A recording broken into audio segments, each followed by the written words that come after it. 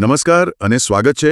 આજે આપણે ગુજરાતના હવામાન પર ખાસ કરીને આ વરસાદી માહોલ પર ઊંડાણપૂર્વક વાત કરવાના છીએ. હા નમસ્કાર. આજે 24 ઓગસ્ટ રવિવાર છે અને આવનારા દિવસોમાં શું સ્થિતિ રહેશે એ સમજવાનો પ્રયાસ કરીશું. અને અત્યારે સ્થિતિ થોડી જટિલ છે કારણ કે એક કરતાં વધુ હવામાન સિસ્ટમ સક્રિય છે. હા, એ જ મારે પૂછવું હતું. તો ચાલો શરૂઆત કરીએ. અત્યારે મુખ્ય કઈ સિસ્ટમ અસર કરી રહી છે? પેલી બંગાળની ખાડીવાળી સિસ્ટમ? હા એ સિસ્ટમ અત્યારે આમ તો રાજસ્થાન ઉપર સક્રિય છે અને એના લીધે ગુજરાત પર એક સિયર ઝોન બન્યો છે. Shear zone. જરા સરળ શબ્દોમાં સમજાવશો?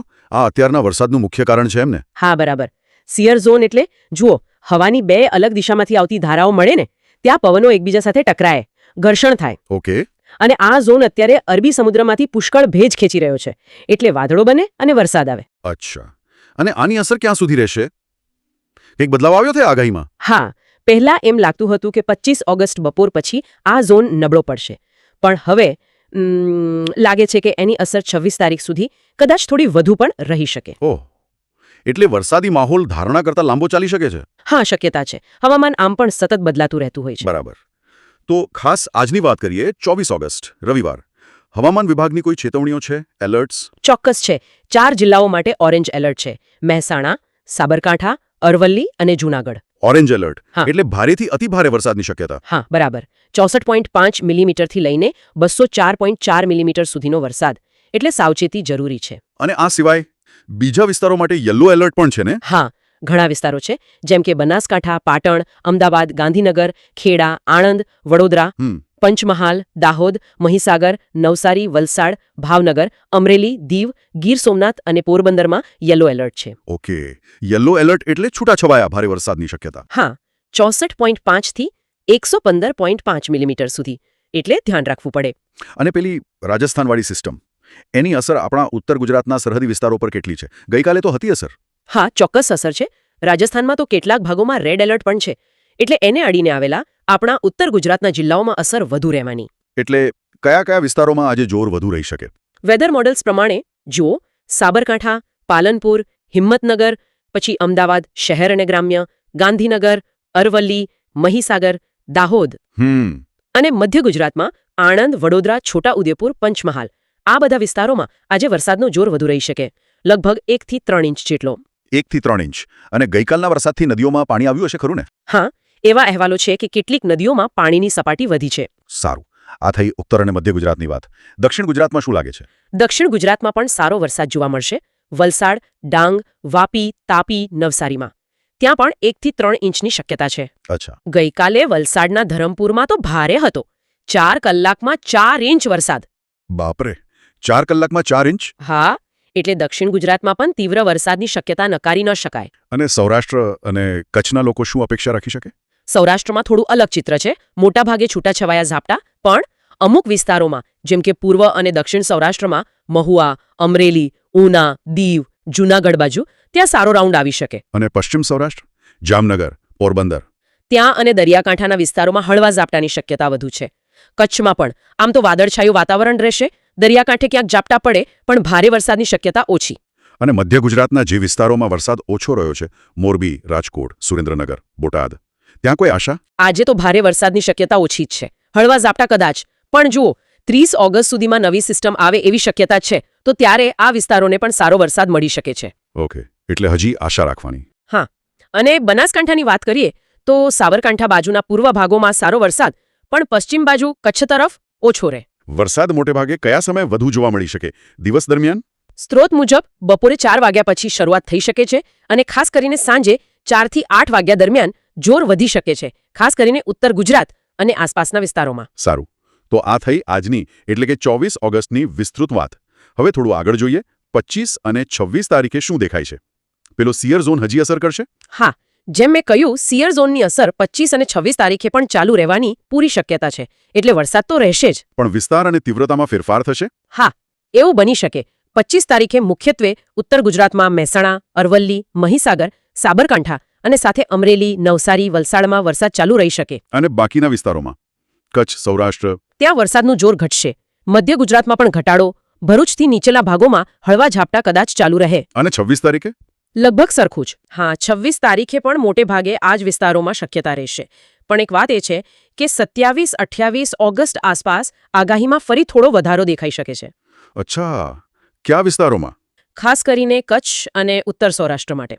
પણ આ બધું પેલી નવી સિસ્ટમ પર આધાર રાખશે. એ કેવી બને છે, ક્યાં જાય છે એના પર. હા, એ નવી સિસ્ટમની વાત. અહીંથી હવામાન વધુ રસપ્રદ બને છે એમને. બંગાળની ખાડીમાં 25 ઓગસ્ટ આસપાસ કંઈક બની રહ્યું છે. બિલકુલ.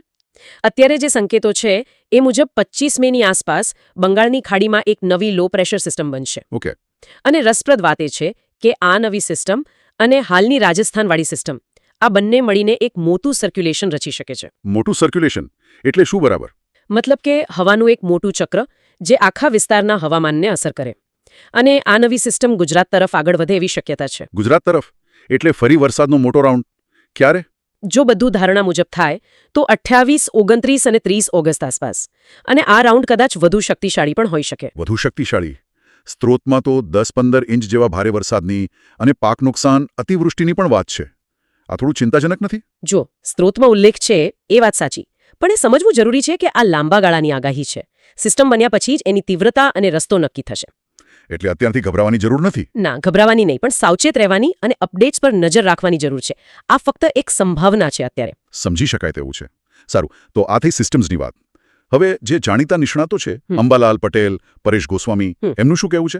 હા, એમના મંતવ્યો પણ મહત્વના છે. અંબાલાલ પટેલ 24 થી 26 ઓગસ્ટ દરમિયાન ભારેથી અતિભારે વરસાદની શક્યતા જુએ છે. ખાસ કરીને બનાસકાંઠા અને મહેસાણા પર એમનો ભાર છે. તેઓ સૌરાષ્ટ્ર, દક્ષિણ ગુજરાતમાં પણ ભારે વરસાદ કહે છે. અને એમણે તો સપ્ટેમ્બરમાં ગણેશોત્સવ વખતે પણ વરસાદ અને પૂરની શક્યતા વ્યક્ત કરી છે. આગામી 48 કલાકને બહુ મહત્વના ગણે છે. ઓકે. અને પરેશ ગોસ્વામી શું કહે છે? એમની આગાહી આના જેવી જ છે? હા, પરેશ ગોસ્વામી પણ આગામી 24 કલાક ભારે વરસાદની શક્યતા જુએ છે. અને ઉત્તર ગુજરાત પર જ એમનું પણ ધ્યાન છે. અચ્છા. એમના મતે દક્ષિણ ગુજરાતમાં ડાંગ, વાપી, વલસાડમાં 1 થી 3 ઇંચ અને સૌરાષ્ટ્રમાં જૂનાગઢ, અમરેલી, ભાવનગર બાજુ પણ 1 થી 3 ઇંચ. બાકી સૌરાષ્ટ્રમાં મધ્યમ, કચ્છમાં હળવા ઝાપટા. એટલે બંને નિષ્ણાંતો ઉત્તર ગુજરાત પર ખાસ ભાર મૂકી રહ્યા છે આગામી 1-2 દિવસ માટે. હા, અને બંને આ વરસાદ માટે સિયર ઝોનને મુખ્ય કારણ ગણાવે છે. પરેશભાઈ સુરેન્દ્રનગર, બોટાદ, મોરબીમાં પણ ઝાપટાની શક્યતા જુએ છે. બરાબર. તો નિષ્ણાતો પણ આગામી 48 કલાક સાવચેતી રાખવાનું કહે છે. હવે આ બધા વચ્ચે જે સત્તાવાર આગાહી છે આઈએમડી અમદાવાદની, એના મુખ્ય મુદ્દા શું છે?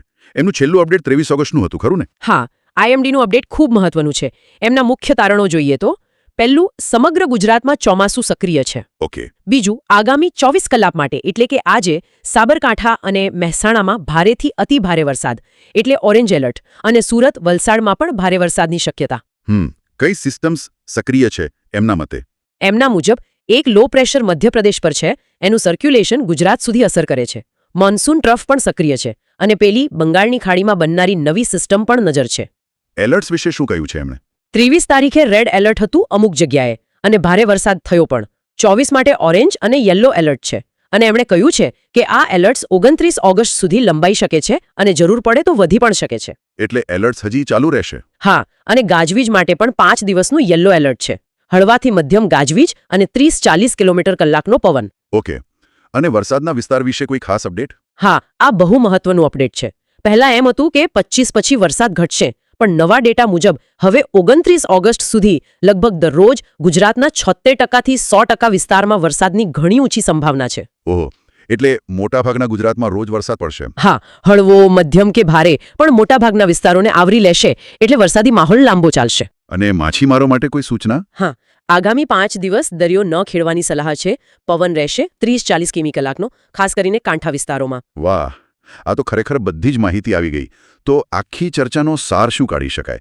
શ્રોતાઓએ શું ધ્યાનમાં રાખવું જોઈએ? સારાંશ એ જ છે કે ગુજરાતમાં ચોમાસું પૂરજોશમાં છે. આગામી ઓછામાં ઓછું 1 અઠવાડિયું એટલે કે 29 ઓગસ્ટ સુધી રાજ્યના મોટાભાગના વિસ્તારોમાં વરસાદી માહોલ રહેશે. આજે કાલે ઉત્તર ગુજરાત, દક્ષિણ ગુજરાત, સૌરાષ્ટ્રના કેટલાક ભાગોમાં ભારે વરસાદનો એલર્ટ છે.